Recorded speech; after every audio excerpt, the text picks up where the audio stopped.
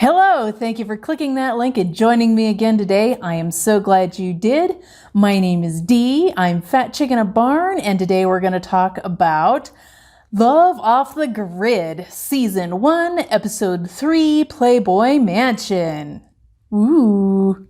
Alright, so the show opens up with Jen complaining about the placement of the toilet in the cabin, which is pretty much like in the middle of the room without any sort of, door or anything.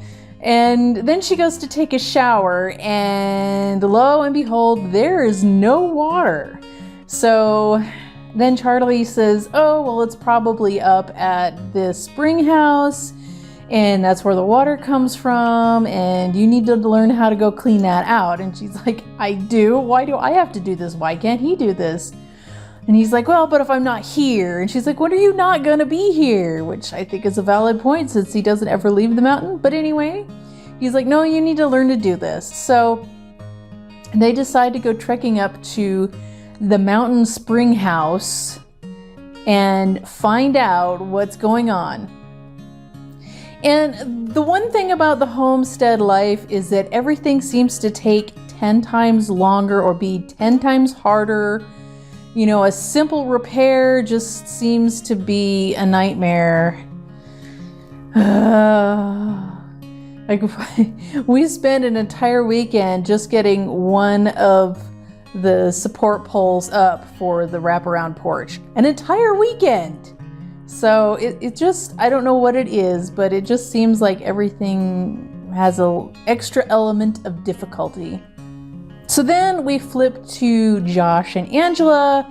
They were getting a little freaky last time, and apparently she thought they were gonna do the deed and they were kissing and all this stuff, but then she heard the generator sputtering and then was like, oh, I need to go add gas. So she left to go gas up the Jenny, and when she came back, he was asleep. And she said she couldn't wake him up or anything, and she was all pissed at him because they didn't do the thing. And I was like, lady, do you not understand where you live?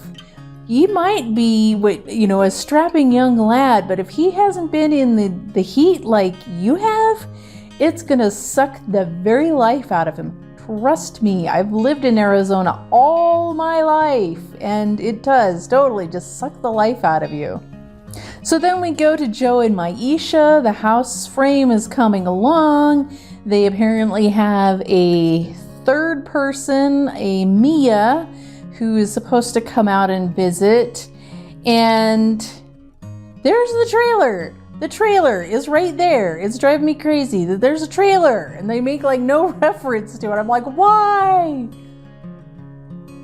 So I was thinking that maybe they're gonna do like a line marriage, which is, I guess later on in the show they kind of mentioned they're not gonna do that, but a line marriage is where, you have your husband and your wife, and then she takes a younger husband, and then he takes a younger wife, and so it's like a whole compound. But the idea behind a line marriage is that the property, whatever property there is, passes down the other married people in the line marriage, so it never leaves the family, so to speak. I don't know of anybody that's successfully done a line marriage, but I've heard of a line marriage before. So Maisha starts talking about getting legally married, and Joe's not into it, but she's like, well, but if I'm pregnant and something bad happens to you, where does this land go? It doesn't go to me. It's just going to go to the state. I'm paraphrasing because she didn't say that. But that's a logical concern, the state might just take the land if there is no successor to Joe if he passes on. So he's not into it, but he does concede that he will get married to her. So we flip back to Jen and Charlie, and they have been trudging up the side of the mountain. It's beautiful, it's lush, and it's dense. So she's actually kind of having a rough time getting up there, but they get up there and they discover that like the cistern or whatever, I guess the well house, I get what they're calling it, is dry. So then they have to go up further to make sure that the spring isn't clogged. So yay, more trudging up the side of the mountain.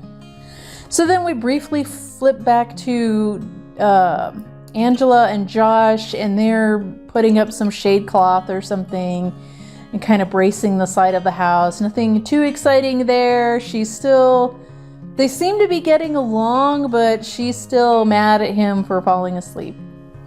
Then we flip back to Joe and Maisha, and he goes over to his buddies, where I guess he's been storing a bunch of bee boxes. And I guess he said he runs like 1,000 bees, so this is where he gets the money for the land and everything. Because if you know anything about beekeeping, it could be fairly lucrative, especially if you truck your bees into California when the almond trees are blooming, and like they pay lots of money for that. That's why almonds are expensive. Fun fact.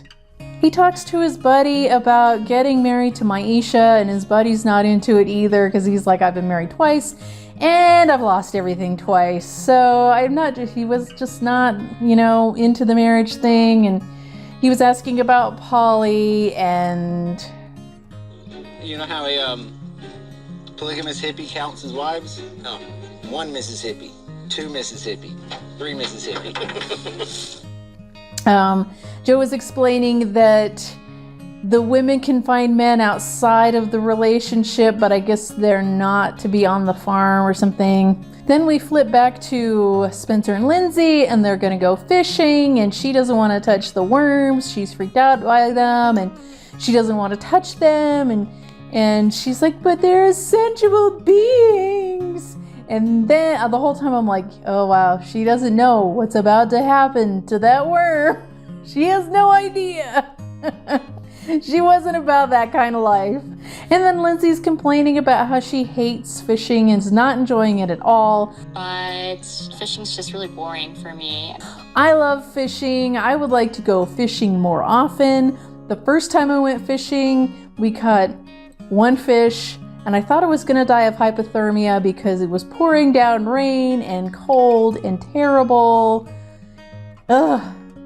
Yes, I never want to have that experience fishing again.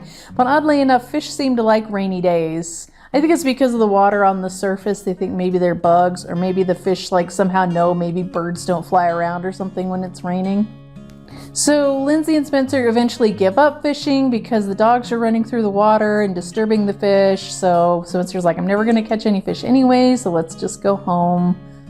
So then Jen and Charlie are still trudging around the mountain. They get up to where the spring starts. They kind of dig around, and then it seems to be running again, like not a whole lot of repair necessary. So then to get back down the mountain, they sled. So that was kind of cool. Then we cut to Josh and Angela fighting a rattlesnake.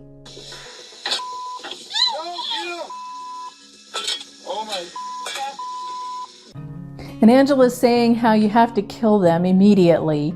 And that's not my experience. We generally just shoo the rattlesnakes away unless they're aggressive. And there was one night when I went out to feed the horse, and I didn't turn any lights on because I didn't need any lights. I know where I was going and everything. I came back and there was a rattlesnake at the porch.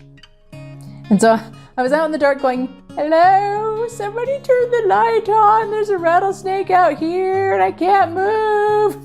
So we got out, and there was that rattlesnake. And so my husband's like, oh, well, this one we're going to have to kill because it's aggressive. So then he goes to the truck to get his gun and found another rattlesnake.